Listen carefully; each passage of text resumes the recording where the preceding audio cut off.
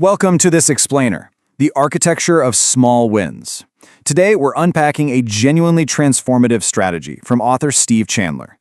We're going to look at how you can completely regain control of your day. And actually, scratch that, it's not about dreaming bigger, it's about getting down and getting small. We're diving into the architecture of small wins and how setting really actionable, immediate goals can literally shift your day-to-day reality. So, do your big goals make you feel powerless? I know, it sounds totally counterintuitive, right? But think about it for a second. If the only goals you're setting are these massive, distant milestones, do you sometimes feel, kind of pushed around by people and events during your actual day? Chandler makes this incredible point that a lack of daily, immediate goals leaves you vulnerable. It creates this sense of powerlessness. You end up just reacting to the world around you instead of actively creating the exact reality you want. The overwhelm of the daily grind.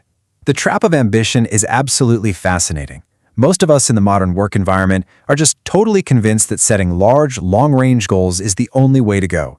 And if you're an ambitious person, your mind is probably constantly fixated on those big career goals, the yearly targets, or the monthly metrics. But here's the catch.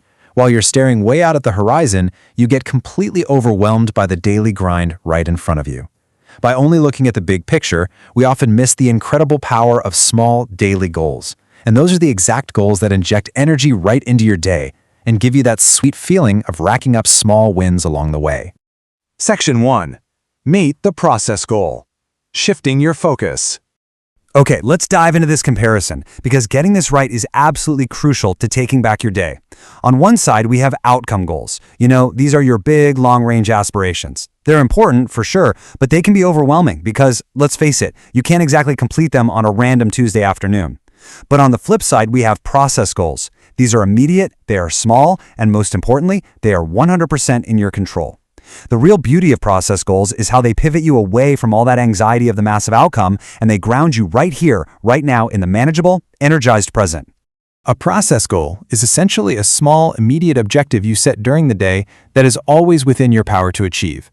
And this isn't just some trendy productivity hack. It's actually backed by profound psychology. Mihaly Csikszentmihalyi, in his famous book, Flow, makes a clear distinction between outcome goals and process goals. Chandler points to this to show that setting process goals puts you firmly back in the driver's seat. You aren't just sitting around hoping for a good result, you're actively executing an action you have total, complete control over. Section 2. Engineering your daily wins. Putting it to practice. Let's look at what engineering a win actually looks like in the real world. Okay, so say it's mid-morning. You set a specific process goal. I'm going to make 4 important phone calls before lunch. You literally take a sheet of paper and draw 4 boxes. As you make each call, you physically fill in a box.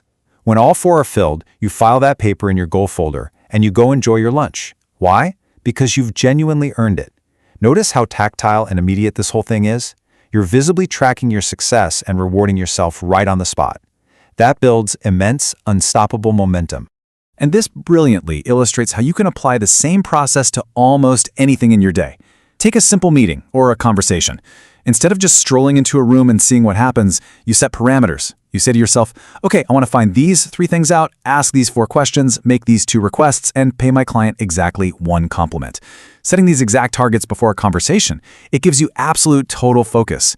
You aren't just reacting to whatever the other person throws at you. You're demonstrating skillful self-motivation.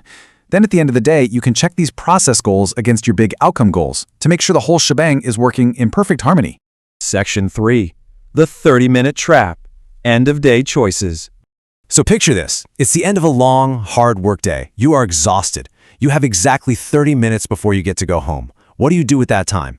The tension in this final half hour usually dictates exactly how you're going to feel when you walk out that door. If you aren't in the habit of setting process goals, it's so easy to fall into a reactive approach. You might sigh and think, well, I guess I ought to do some paperwork or maybe make a call or 2. You glance at that massive pile on your desk, you kind of mindlessly thumb through some phone numbers, and then, right on cue, a chatty coworker stops by your desk. Because you don't really have anything specific to do, you just engage in the conversation. And boom, before you know it, those 30 minutes are gone. You pack up to leave, and even though you didn't specifically leave anything unfinished, you drag home this heavy, vague feeling that you just wasted time. Now, let's completely flip the script to a proactive approach. What happens if you take that exact same half hour to set and achieve a process goal? You tell yourself, before I go home tonight, I'm going to send out 2 good letters of introduction, with all my marketing material included. Suddenly, everything changes. You only have a half hour to do it. So when that same chatty coworker comes strolling by, you confidently deflect them. You just say, hey, I'll have to catch up with you later. I've got some things that absolutely have to get out by 5. You just took total control over your environment. Section 4. Become your own coach.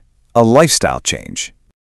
Getting into the swing of setting small goals all day long creates a really profound mindset shift. You're essentially making a massive choice. Are you going to live under the world's power, constantly reacting like you're caught in a tornado of external events, interruptions, and the overwhelm of massive goals? Or are you going to operate from your mind's power, actively creating your own reality step by step, box by box? Chandler notes that people who choose that second option, they're just happier people. Their day is generated from the power inside their own minds, not by whatever random stuff the world decides to throw at them. The source material uses this fantastic metaphor here. People who utilize process goals actually report a much higher level of consciousness and energy. Why? Because it's like they're athletes, constantly coaching themselves through an ongoing game. Think about it. An athlete doesn't just stand there staring at the scoreboard hoping to win, right? They focus on the next play, the next pass, the next defensive slide. By treating your workday like a game with small winnable plays, you keep your energy up and you keep your head right in the zone. Which brings us to our final thought. So what is the next process goal that you can set right now to win the next hour? Seriously, don't worry about next year. Don't even worry about tomorrow. Just find one small objective that is fully within your control, draw a box, and go achieve it.